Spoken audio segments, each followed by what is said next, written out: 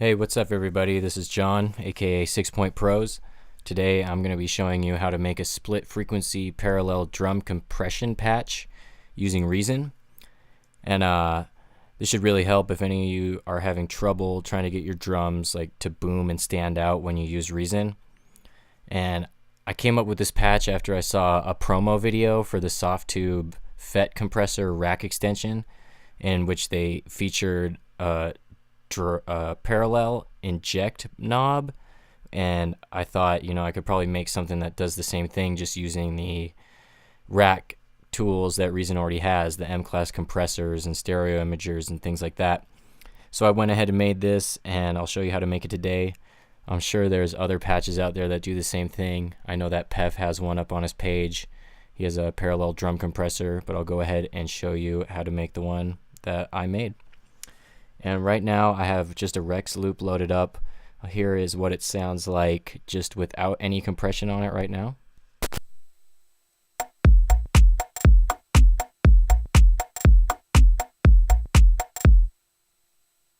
So that's standard, absolutely no editing of anything right there. And now I'll go ahead and throw on the compression. You can hear how it changes up, how the drums kick.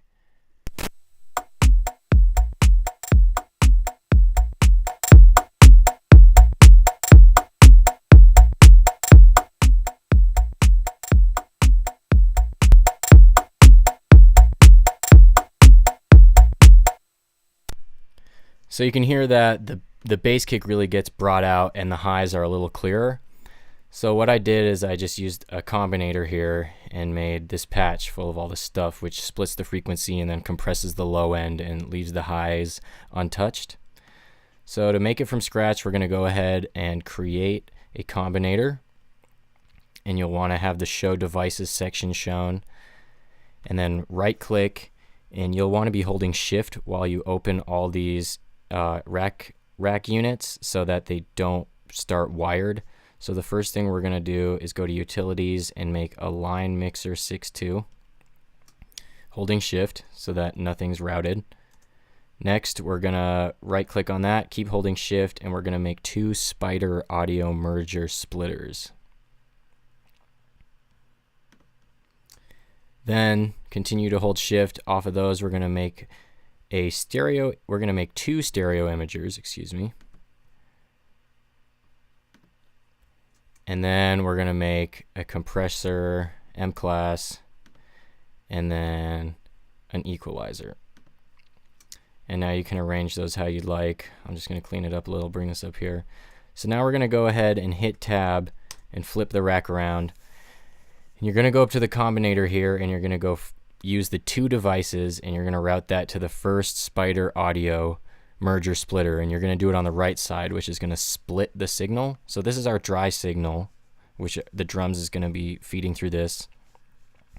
So we're going to take one of these signals and we're going to feed it into the first stereo imager, and we're going to take another one and feed it into the second. And now this top stereo imager here is going to be our high end.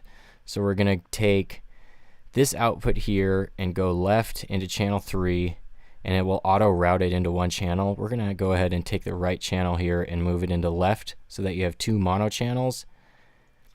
Now we're going to do the same for the low frequency right here. Stereo 4 is our low frequency. We're going to take the output of that and route it to the compressor.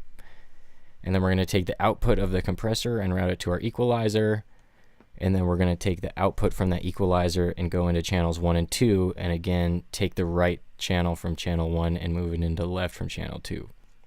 And now we're going to flip the rack back around by hitting tab, and since we split these, we're going to take our left low side all the way to the left and then pan it all the way to the right and do the same for the high end. Alright, now you have stereo. Now you can independently control the left and the right channel volumes, which just gives you more options, in terms of mixing and spacing out your drums and creating a space. So this is going to be our high frequency here, and we're going to name this one low, and then just comp and EQ. So in order to split the highs and the lows, we're going to solo the low band on the low stereo imager and solo the high band on the high stereo imager. And And we're going to take the crossover frequency here on the first stereo imager and drop it down to about, let's say like 231 hertz. And we're going to take this knob on the low end crossfade crossover, and we're going to move it down to 231, the same. So now what this does is, out of this stereo imager, you have 231 hertz and beyond only going through, and on the low stereo imager, you only have 231 hertz and below going through. And that is the signal that's going into the compressor, which is going to be compressed, and then you can add an optional boost here on the low end if you prefer to have even more boomage. Bring that down to about 146 hertz. But we'll turn that off for now. So now, everything is routed. You have your low end here, which is split and feeding into the compressor, going into the equalizer, and then into these two channels, and then your highs are going into these two channels from the drum track. And now we need to route the signal back into the combinator, so we're going to hit tab again. We're going to take the output from the master out on the line mixer and put it into left and right from devices in the combinator that we made. And now the patch is done. You'll want to go ahead, the basics are done. I mean, it will work now, but we can make it a little easier to use. So you'll want to go ahead and save the patch and just go boom test.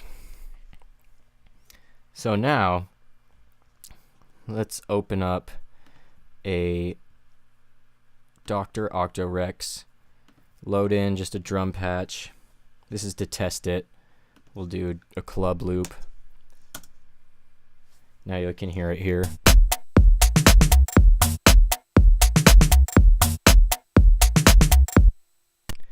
Now I'm going to go ahead and I'm going to right click on that and do create effect. I'm going to create effect, and I'm going to go to where I saved the test I just did, which was called boom test. Hit enter. Now I'll throw it on bypass. You can hear it, and then I'll throw the boom test patch to on, and you can hear how it changes the beat.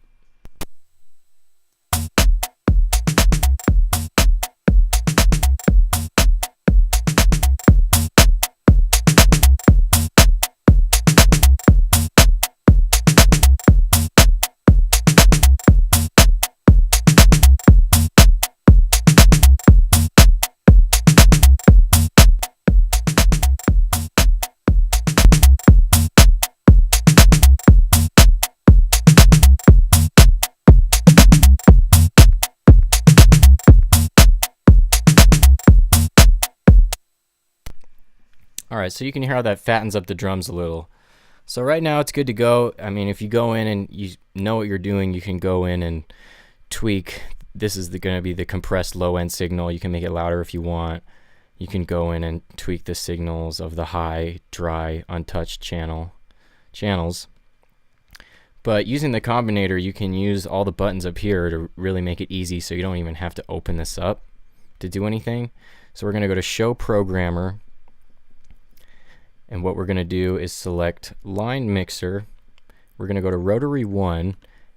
And under here in Target, we're going to choose Channel 1 level. So now this is going to trigger Channel 1 now. You can see if I turn this, that this Channel 1 down here on the Line Mixer is moving. But that's only the left side of the low end. So what you want to do is here under Rotary 2, we're going to go ahead and drop it down and switch it back to Rotary 1. And then here under Target, we're going to go back to level, but we're going to select Channel 2 level. So now Rotary 1 controls both the left and right channel of the low compressed frequency. Now you can see them moving equally. So now you don't have to worry about one being louder than the other. And we'll rename this to Comp Level. And now we'll go ahead and do the same thing for 2. We'll set both of these here at the source on our programmer here to Rotary 2.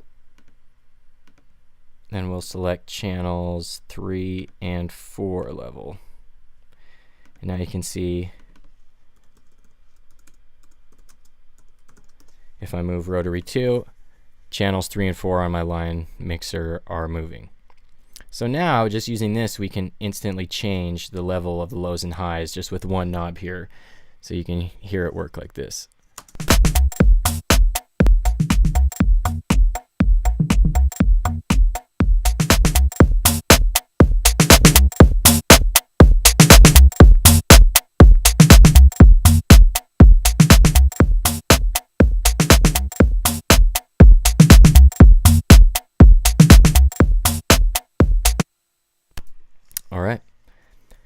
now to make things even more versatile, we'll go in and we'll have rotary 3 on our combinator control the crossover frequency so that you can change exactly what frequencies you want to be compressed and which ones you don't, or where you just want the levels to be. So we'll change here on source, both will be rotary 3.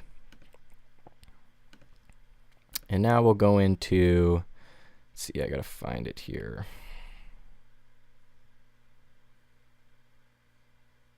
Oh, my bad. We were under line mixer here. We need to go and choose high. And now go back, change these both to rotary 3 again. Sorry about that.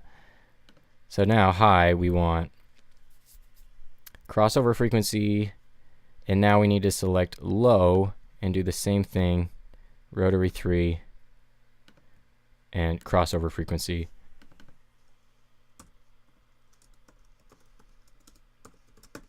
And name that to crossover frequency. And now you see if I turn that, you see both of those knobs moving. And now that will control where your compression is going to hit at what frequencies. I like to keep it, you know, below 230, I guess. Just sounds good for me to get it a right boom. 255 might not be too bad. And then we'll go ahead and we'll make rotary 4 control the output on the compressor here. So we'll select comp over in the key mapping of the programmer. We'll go to rotary 4. As the target, we're going to select output gain. And we'll title rotary 4 as comp gain. So now you'll hear how that can sound.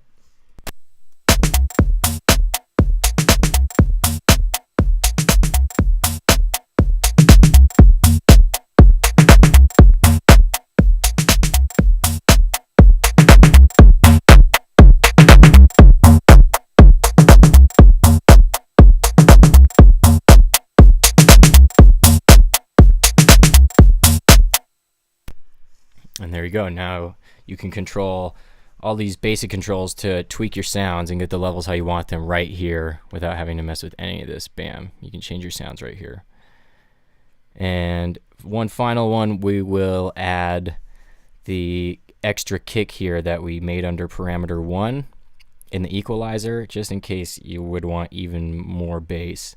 We'll use a button here on our programmer, button 1, to select that. So we'll select EQ down here in the mapping, select button 1, target, and we want effect parametric 1 enable. So now if I go and select button 1, bam, the kick turns on and off for that extra boost. So we'll call that extra kick. And there you have it. I mean, that's pretty much it right there. You'll want to go ahead and save the patch here. I'll save it as boom test 2. And just go ahead and, like I did, you get a drum track and you just right click on the track, you go to creative effects, create an effect, find where you saved the patch, boom test 2, open it up, and it will be good to go. It will auto route and you'll have all the controls here to make your drums really boom and reason. And if you went ahead and followed me while I made this and made your own, great. I also, for those who didn't want to go through all the time or may not feel like they're ready to go to the backside of Reason and mess with all the wires, I also have a link in the description to where you can download the one that I just made. So there you have it. I hope that helps. Let me know if there's any suggestions you have in the comments, and take it easy, guys. Keep making music.